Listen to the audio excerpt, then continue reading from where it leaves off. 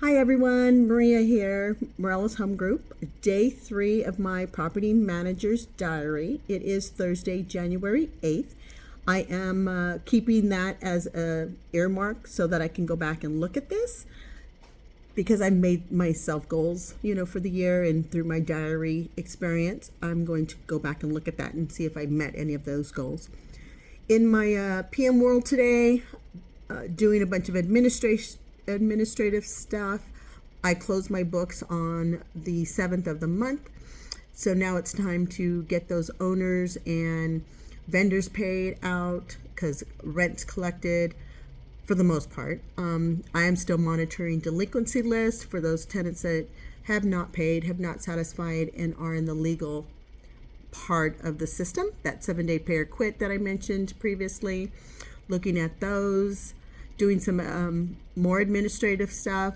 I've approved another applicant for another property that we had vacant, so going to start working on those lease renewals or new lease agreement. But then I also have some lease renewals for those tenants that are lease expires at the end of January. Sorry, don't know what month or day it is, but did want to give you a little story and maybe kind of give you some tips for you tenants out there that might be watching my channel.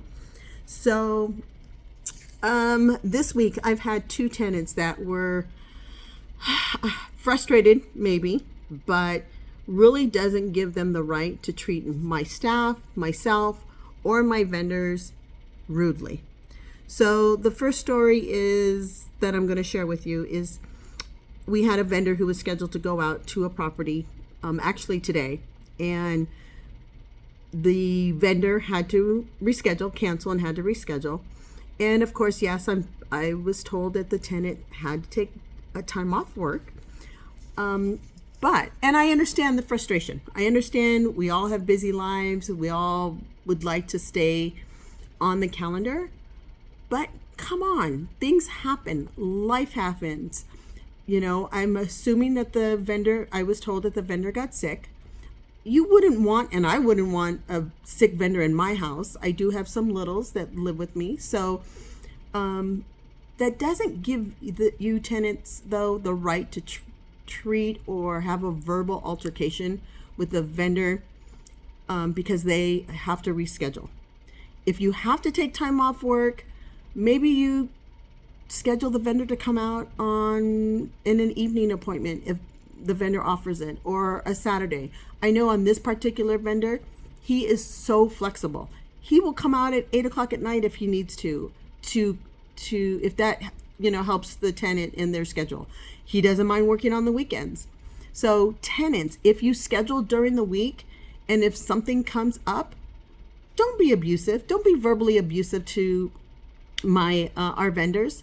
They are here to help you, fix whatever issues you've got, as well as, make the house livable and accessible to you and such. So it's really disheartening. And of course, this one tenant did get a notice from me and such, because this is something that will not be tolerated. Not with I hope most property managers out there say the same thing.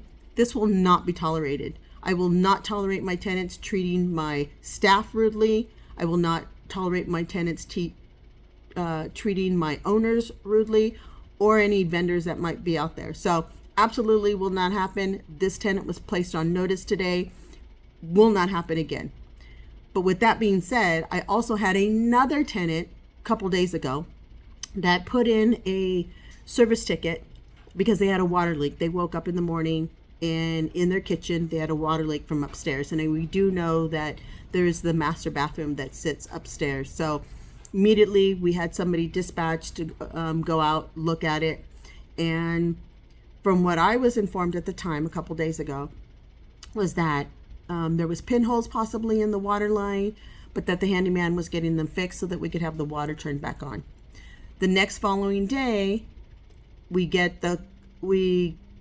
a call from this tenant saying that the leak was still happening. So immediately I reached out to my field supervisor, who reached out to the vendor and said, hey, what the heck? this is still, you know, quality of workmanship. And just as much as I'm keeping my tenants, keeping their feet to the fire, I keep my vendors' feet to the fire. So it was like, hey, vendor, get back out there. What the heck's going on?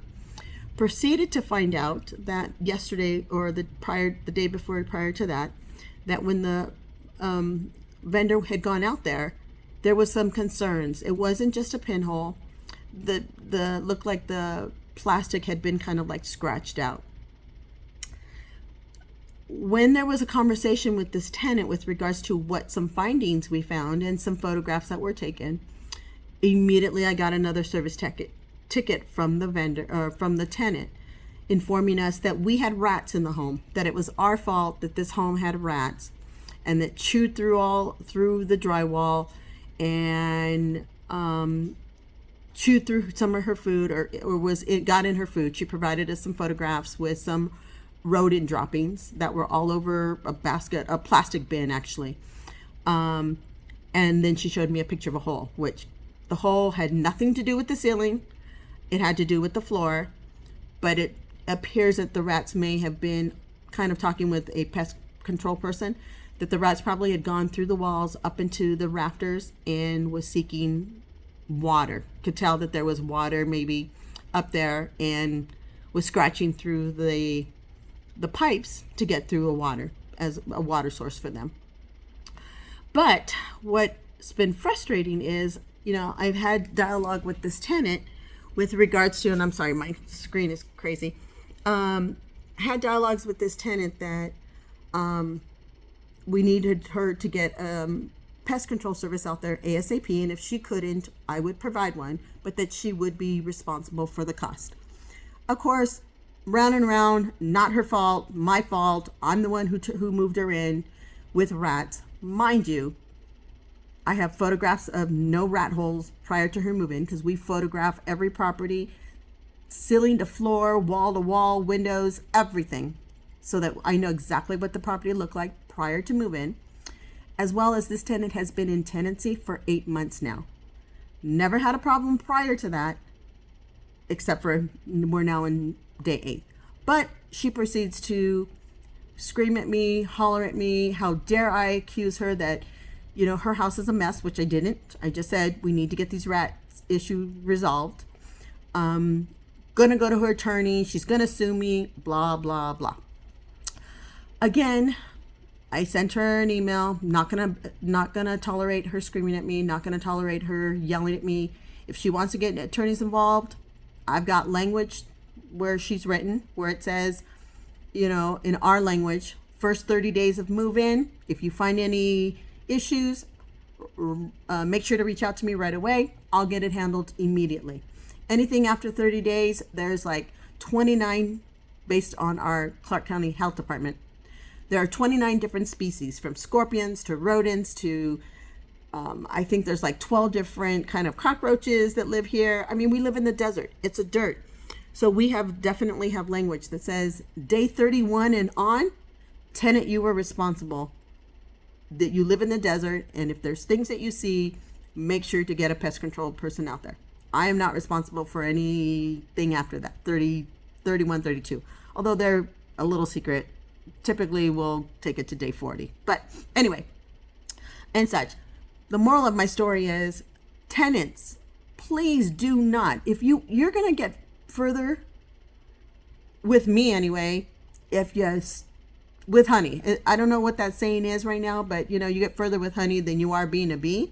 And the last 2 days, I have had some tenant bees, crazy tenant, at no fault of mine, no fault of my staff, no fault of my vendors. It is just tenants who just feel entitled and such. So if you are a tenant watching my channel, make sure you pull your lease out and make sure you go over it with a fine-tuned comb to know what my obligation is, to know what your obligation is. Because if you are a tenant of mine and you've come across my channel, I am a stickler to policies and procedures. But again, and I will not allow bad behavior to be tolerated at the Morelos Home Group. So some food for thought. Everybody have a great day. Make it a great day. Be blessed. From the Morales Home Group.